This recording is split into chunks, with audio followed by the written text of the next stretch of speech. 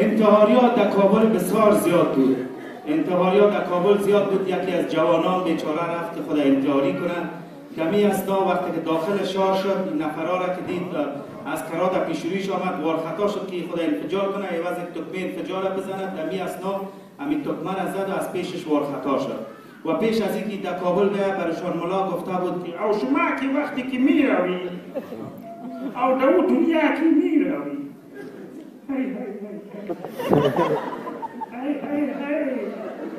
در دنیا چی شاید در پیش روی شما می آید سیده نهور بهشت می آید و چنان مقبول است چنان مقبول است که حیران بانی با امی گلا در پیشوریتن باش میوفاید گلا در پیشوریتن باش میوفاید و این بچگک بیچاره وقتی که رفت وارخطا شد و این تکمه را که زد انفجار نکرد، پلیس‌هایی را گرفتن بردن این را وسایلش از کشیدن و بردن این را شفاخانه که بردن یک نسل بالای سر از این بالا استاده شد، نسل بسیار مقبول.